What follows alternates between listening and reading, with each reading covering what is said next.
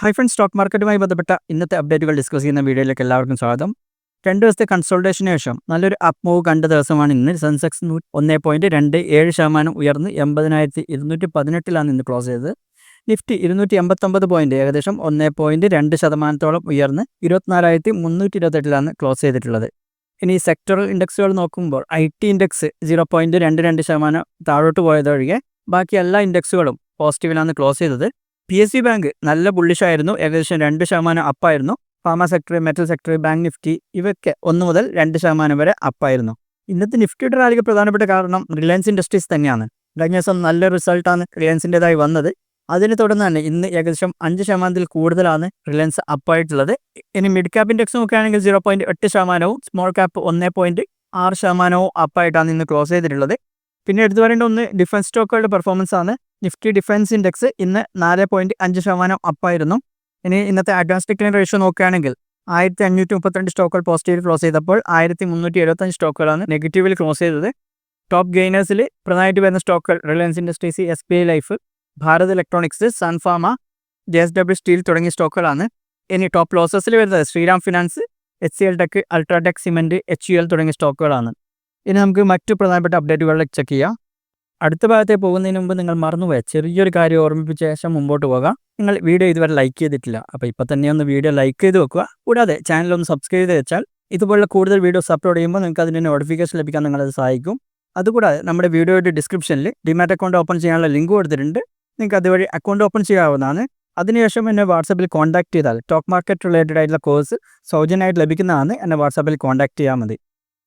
ആദ്യം നോക്കുന്നത് എയ്തർ എനർജിയുമായി ബന്ധപ്പെട്ട തന്നെയാണ്. എയ്തർ എനർജിയുടെ IPO ഇന്ന് സ്റ്റാർട്ട് ചെയ്തിട്ടുണ്ട്. IPOയുടെ ഡീറ്റെയിൽസ് നമ്മൾ കഴിഞ്ഞ വീഡിയോയിൽ പറഞ്ഞതാണ്. ഇന്ന് നമ്മൾ നോക്കാൻ പോകുന്നത് കമ്പനിയെ കുറിച്ചുള്ള കൂടുതൽ ഡീറ്റെയിൽസ് ആണ്. ജസ്റ്റ് ഒന്ന് കമ്പനിയെ നമുക്ക് പരിചയപ്പെടാം. പിന്നെ ആദ്യം തന്നെ പറയാം, ഇതൊരു ബൈസൽ റെക്കമെൻഡേഷൻ അല്ല, തീരുമാനം എടുക്കേണ്ടത് നിങ്ങൾ മാത്രമാണ്.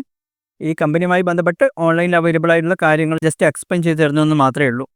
ഈ ഒരു കമ്പനി സ്ഥാപിക്കപ്പെട്ടത് 2013 തരുൺ മേത്ത, സ്വപ്നിൽ ജെയിൻ എന്നീ 2 പേർ ചേർന്നാണ്. ഇന്ത്യയിലെ ഇലക്ട്രിക് 2 വീലർ സെഗ്മെൻറ്റിൽ ഫോക്കസ് ചെയ്യുന്ന ഒരു കമ്പനിയാണ്. ഇവർ മെയിനായിട്ട് ഫോക്കസ് ചെയ്യുന്ന ഏരിയ ഇലക്ട്രിക് വെഹിക്കിൾസ്, അതുമായി ബന്ധപ്പെട്ട ടെക്നോളജി ആൻഡ് റിലേറ്റഡ് സർവീസസ് ആണ്. 2013 ഇവർ സ്ഥാപിക്കപ്പെട്ടെങ്കിലും ഇവരുടെ റിസർച്ച് ആൻഡ് ഡെവലപ്മെൻറ്റിന് വളരെ വർഷങ്ങളെടുത്തിരുന്നു. ആദ്യത്തെ പ്രൊഡക്റ്റ് ഇറങ്ങിയത് കുറേ വർഷങ്ങൾ കഴിഞ്ഞാണ്.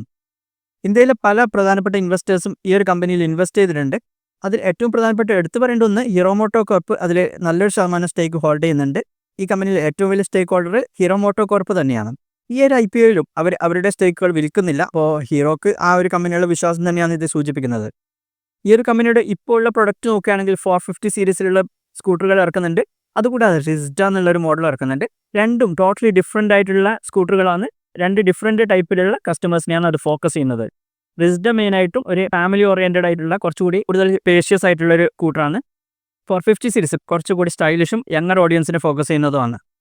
ഇലക്ട്രിക് വെഹിക്കിൾസ് കൂടാതെ അവരുടെ ഇതുമായി ബന്ധപ്പെട്ട സോഫ്റ്റ്വെയർ പാക്സും പ്രൊവൈഡ് ചെയ്യുന്നുണ്ട്. അതുകൂടാതെ ചാർജിങ് സ്റ്റേഷൻസ് ഉണ്ട് അവർക്ക് ഇതുമായി ബന്ധപ്പെട്ടിട്ടുള്ള.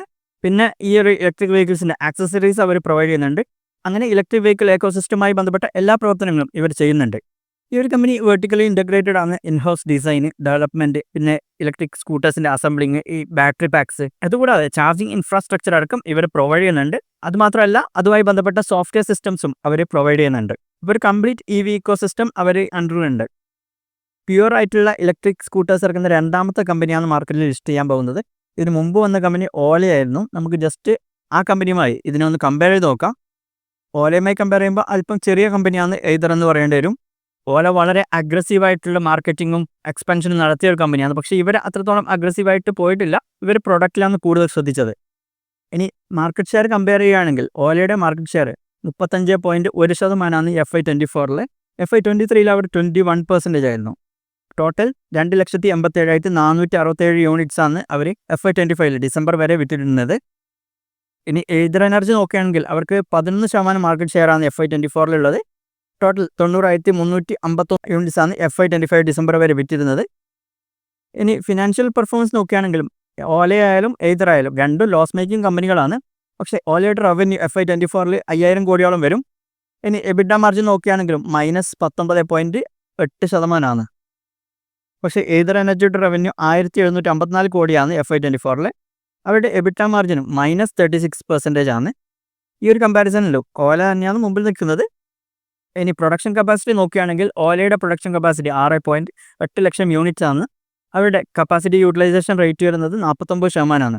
ഇനി ഏതർ എനർജിയുടെ നോക്കുകയാണെങ്കിൽ അവർ 4.2 ലക്ഷം യൂണിറ്റ്സിൻ്റെ പ്രൊഡക്ഷൻ കപ്പാസിറ്റി ഉണ്ട്. അവരുടെ യൂട്ടിലൈസേഷൻ റേറ്റ് 29%. ഇവരുടെ ഈ ഒരു പ്രൊഡക്ഷൻ കപ്പാസിറ്റി അവർ 1.42 മില്യൺ യൂണിറ്റ്സ് ആയിട്ട് ഉയർത്താൻ വേണ്ടി അവർ ശ്രമിക്കുന്നുണ്ട്. ഇനി ഇവരുടെ ബിസിനസ് മോഡലും സ്ട്രാറ്റജി ചെക്ക് ചെയ്യുകയാണെങ്കിലും ഓല ഇലക്ട്രിക് ഏതർ എനർജിയുമായി കമ്പയർ ചെയ്യുമ്പോൾ കുറച്ചുകൂടി റേറ്റ് കുറഞ്ഞ സ്കൂട്ടറുകളാണ് വിൽക്കുന്നത്. അവരുടെ സ്റ്റാർട്ടിംഗ് പ്രൈസ് ഏകദേശം 80,000 ആണ് വരുന്നത്. പക്ഷേ ഏതർ എനർജിയുടെ സ്റ്റാർട്ടിംഗ് പ്രൈസ് ഏകദേശം 1.10 ലക്ഷത്തിൽ കൂടുതലായിട്ടാണ് വരുന്നത്. ഇനി ടച്ച് പോയിൻറ്റ്സ് നോക്കുകയാണെങ്കിലും ഏകദേശം ഓല എനർജിക്ക് 4000-ഓളം ടച്ച് പോയിൻറ്റ്സ് ഉണ്ട്. ഇത് എക്സ്പീരിയൻസ് ആൻഡ് സർവീസ് സെൻറ്റർ അടക്കമുള്ളതാണ്. പക്ഷേ ഏതർ എനർജിക്ക് ഏകദേശം 250 എക്സ്പീരിയൻസ് സെൻറ്ററും 238 സർവീസ് സെൻറ്ററും മാത്രമേ ഉള്ളൂ. അതുകൂടാതെ ഏതർ എനർജിയുടെ എക്സ്പീരിയൻസ് സെൻറ്ററും സർവീസ് സെൻറ്ററും അധികം നടത്തുന്നത് തേർഡ് പാർട്ടി റീറ്റെയിൽ പാർട്ട്നേഴ്സാണ്. അപ്പോൾ നമ്മൾ ഇതിൽ നിന്ന് മനസ്സിലാക്കിയത് ഏതർ എനർജിയുടെ ഇപ്പോഴത്തെ പ്രൊഡക്റ്റ് അല്പം കൂടി പ്രീമിയം കസ്റ്റമേഴ്സിനെയാണ് ഫോക്കസ് ചെയ്യുന്നത് മെയിനായിട്ടും. അവരുടെ പ്രൊഡക്റ്റ് ഓലയെ കമ്പയർ ചെയ്യുമ്പോൾ അത്യാവശ്യം പ്രീമിയം പ്രൈസിലുള്ളതാണ്. പക്ഷേ റിസ്റ്റ് ഇറക്കിയതോടുകൂടി അവർക്ക് കുറച്ചുകൂടി മാസ് സെഗ്മെൻറ്റിലേക്ക് ഫാമിലി ഓറിയൻറ്റഡ് ആയിട്ടുള്ള കസ്റ്റമേഴ്സിനെ കൂടി ടാർഗറ്റ് ചെയ്യാൻ അവർക്ക് പറ്റിയിട്ടുണ്ട് കുറേ കൂടി. ഇനി ഈ IPO കൊണ്ട് അവർ മെയിനായിട്ട് ഉദ്ദേശിക്കുന്ന 2-3 കാര്യങ്ങളുണ്ട്. ഒന്ന്, മഹാരാഷ്ട്രയിലൊരു ഇലക്ട്രിക് 2 വീലർ മാനുഫാക്ചറിങ് ഫെസിലിറ്റി നിർമ്മിക്കുക എന്നുള്ളതാണ്. രണ്ടാമത്തെ, അവരുടെ ഡെപ്റ്റ് നല്ല രീതിയിൽ കുറക്കാൻ അവർ പ്ലാൻ ചെയ്യുന്നുണ്ട്. അതുകൂടാതെ ഭാവിയിലേക്കുള്ള റിസർച്ച് ആൻഡ് ഡെവലപ്മെൻറ്റ് R&Dക്കും കൂടി അവർ ഈ ഫണ്ടിൽ നിന്ന് കിട്ടുന്ന എമൗണ്ട് ഉപയോഗിക്കാൻ പ്ലാൻ ചെയ്യുന്നുണ്ട്. അവരുടെ ഫ്യൂച്ചർ പ്ലാൻസ് മെയിനായിട്ടും പ്രൊഡക്റ്റ് ഡൈവേഴ്സിഫിക്കേഷൻ, കൂടുതൽ പ്രൊഡക്റ്റ് അവർക്ക് ഇറക്കേണ്ടതുണ്ട്. ഇപ്പോൾ അവർക്ക് മെയിനായിട്ട് 2 പ്രൊഡക്റ്റ് മാത്രമാണ് ഉള്ളത്. കൂടാതെ മാനുഫാക്ചറിങ് എക്സ്പാൻഡ് ചെയ്യാനുണ്ട്. അവർ ഗ്ലോബൽ എക്സ്പാൻഷൻ കൂടി പ്ലാൻ ചെയ്യുന്നുണ്ട്. പിന്നെ ഏത് ഇലക്ട്രിക് വെഹിക്കിളും ഇപ്പോൾ മെയിനായിട്ട് ശ്രദ്ധിക്കുന്ന മറ്റൊരു കാര്യമാണ് ചാർജിങ് ഇൻഫ്രാസ്ട്രക്ചർ കുറച്ചുകൂടി വിപുലമാക്കാൻ വേണ്ടി. അതും ഇവർ പ്ലാൻ ചെയ്യുന്നുണ്ട്.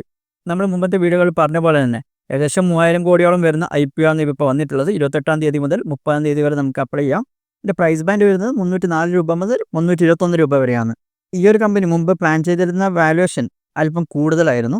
പക്ഷേ ഇപ്പോൾ അവർ ഈ IPOക്ക് വന്ന സമയത്ത് ആ ഒരു വാല്യുവേഷൻ അവർ കുറച്ചിട്ടുണ്ട്. പിന്നെ ഒരു കാര്യം ശ്രദ്ധിക്കാനുള്ളത്, ഈ കമ്പനി ഇപ്പോഴും പ്രോഫിറ്റബിൾ അല്ല, പക്ഷേ അവർ ലോസസ് കുറച്ച് വരുന്നുണ്ട്. കൂടാതെ 61% സെയിൽസും ഇവരുടെ വരുന്നത് സൗത്ത് ഇന്ത്യയിൽ നിന്നാണ്. അപ്പോൾ ആ ഒരു പ്രശ്നം കൂടി അവർ സോൾവ് ചെയ്യേണ്ടതുണ്ട്. ഒരു ഏരിയയിൽ മാത്രം കോൺസെൻട്രേറ്റ് ചെയ്യുന്നത് ഒഴിവാക്കി മൊത്തം ഒന്ന് എക്സ്പാൻഡ് ചെയ്യേണ്ടതുണ്ട് അവർക്ക്. പക്ഷേ ഓലയെ കമ്പയർ ചെയ്യുമ്പോൾ അവരുടെ പ്രൊഡക്റ്റുകൾ അത്യാവശ്യം ബെറ്റർ ആണെന്നാണ് കൂടുതൽ കസ്റ്റമേഴ്സിൻ്റെ റിവ്യൂസ് വരുന്നുള്ളത്. നമുക്കത് ഓൺലൈൻ നോക്കിയാലും മനസ്സിലാവും. ഓലയ്ക്കെതിരെ പല കംപ്ലയിൻസും റീസെൻ്റായിട്ട് ഓൺലൈനിൽ വന്നിരുന്നു. പല പ്രശ്നങ്ങളും അവർ നേരിട്ടിരുന്നു. പക്ഷേ ഏതർ എനർജിക്ക് അത്രത്തോളം പ്രശ്നങ്ങൾ വന്നതായിട്ട് കണ്ടിട്ടില്ല. എങ്കിലും റീസെൻ്റായിട്ട് അവരുടെ കംപ്ലയിൻറ്റ് റേഷ്യോ അല്പം കൂടിയിട്ടുണ്ട്. എങ്കിലും ഓലയുമായി കമ്പയർ ചെയ്യുമ്പോൾ വളരെ കുറവാണ് അതൊക്കെ. അടുത്തത് മഹീന്ദ്ര ആൻഡ് മഹീന്ദ്രയുമായി ബന്ധപ്പെട്ടാണ്. അവർ SML ഇസുസുയിൽ 58.96% സ്റ്റേക്ക് അക്വയർ ചെയ്യുമെന്ന് അനൗൺസ് ചെയ്തിട്ടുണ്ട്. ഒരു ഷെയറിന് മുകളിൽ 650 രൂപ വെച്ച് ടോട്ടൽ 555 കോടിയുടെ അക്വിസിഷനാണ് അവർ പ്ലാൻ ചെയ്യുന്നുള്ളത്. ഇതിൽ സുമിമോട്ടോ കോർപ്പറേഷനിൽ നിന്ന് 43.96%, ഇസുസു മോട്ടോഴ്സിൽ നിന്ന് 15% അക്വയർ ചെയ്യുന്നത്. പിന്നീട് 26%-നുള്ള ഓപ്പൺ ഓഫർ കൂടി ഉണ്ടായിരിക്കും പബ്ലിക് ഷെയർ ഹോൾഡേഴ്സിന്. ഈ ഒരു അക്വിസിഷനോട് കൂടി ഇന്ത്യയിലെ ട്രക്ക് ആൻഡ് ബസ് സെഗ്മെൻറ്റിൽ M&Mൻ്റെ മാർക്കറ്റ് ഷെയർ 3-ൽ നിന്ന് 6% വർദ്ധിക്കും. ഓൾമോസ്റ്റ് ഡബിൾ ആവും. അവർ FY 2031 കൂടി 12% ടാർഗറ്റ് ചെയ്യുന്നത്. 3.5 ടണ്ണിന് മുകളിലുള്ള കമേഴ്ഷ്യൽ വെഹിക്കിൾ സെഗ്മെൻറ്റിൽ M&Mന് ഇപ്പോൾ ചെറിയ പ്രസൻസ് മാത്രമേ ഉള്ളൂ. അത് വർദ്ധിപ്പിക്കാനാണ് M&M ശ്രമിക്കുന്നത്. കുറച്ച് മുമ്പ് Ashok Leyland SML Isuzu acquire ചെയ്യാൻ പ്ലാൻ ചെയ്യുന്നുള്ള ഒരു ന്യൂസ് ഉണ്ടായിരുന്നു. പക്ഷേ അത് അശോക് ലൈലാൻഡ് നിഷേധിച്ചിരുന്നു. ഇനി നമുക്ക് ചില കമ്പനികളുടെ ഫിനാൻഷ്യൽ റിസൾട്ട്സ് നോക്കാം. ആദ്യത്തേത് ഹിന്ദുസ്ഥാൻ സിങ്കിൻ്റെയാണ്. അവരുടെ Q4 profit 47% year on year വർദ്ധിച്ച് 303 കോടിയായിട്ടുണ്ട്. റവന്യൂ 20% വർദ്ധിച്ചിട്ടുണ്ട്. EBITDA 32% വർദ്ധിച്ചിട്ടുണ്ട്. മാർജിൻസ് ഇമ്പ്രൂവ് ആയിട്ടുണ്ട്. 53%-ഓളം ഇമ്പ്രൂവ് ആയിട്ടുണ്ട്. മൈൻഡ് മെറ്റൽ ഔട്ട്പുട്ട് റെക്കോർഡ് ലെവലിൽ എത്തിയിട്ടുണ്ട്. പക്ഷേ silver production 8% year on year കുറവുണ്ടായിട്ടുണ്ട്. ഇനി ശ്രീറാം ഫിനാൻസിൻ്റെ റിസൾട്ട് നോക്കുകയാണെങ്കിൽ അവരുടെ Q4 net profit 9.9% year on year വർദ്ധിച്ച് 2139 കോടിയായിട്ടുണ്ട്. ഇൻട്രസ്റ്റ് ഇൻകം 19% വർധന ഉണ്ടായിട്ടുണ്ട്. നെറ്റ് ഇൻട്രസ്റ്റ് ഇൻകം 9% വർദ്ധിച്ചിട്ടുണ്ട്. പ്രൊവിഷൻസ് പക്ഷേ കൂടിയിട്ടുണ്ട്, 24% വർദ്ധിച്ചിട്ടുണ്ട്. ഗ്രോസ് NPAയും നെറ്റ് NPAയും ചെറിയ രീതിയിൽ ഇമ്പ്രൂവ് ആയിട്ടുണ്ട്. AUM 17% year on year grow ചെയ്തിട്ടുണ്ട്. ഇനി നോക്കാൻ പോകുന്നത് ഇന്ദ്രപ്രസ്ഥ ഗ്യാസിൻ്റെയാണ്. IGL അവരുടെ Q4 net profit 22% quarter on quarter വർദ്ധിച്ച് 345 കോടിയായിട്ടുണ്ട്.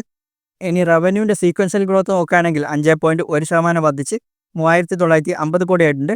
EBITDA 37.6% വർദ്ധിച്ച് 497.2 കോടിയായിട്ടുണ്ട്. മാർജിൻസും 12.6% ഇമ്പ്രൂവ് ആയിട്ടുണ്ട്. ഇത്തരം കാര്യങ്ങളാണ് ഇന്നത്തെ വീഡിയോയിൽ പറയുന്നത്. ഇതുപോലുള്ള കൂടുതൽ വീഡിയോസിനായി ചാനൽ സബ്സ്ക്രൈബ് ചെയ്യുക, കൂട്ടുകാർ ഷെയർ ചെയ്യുക. Thank you.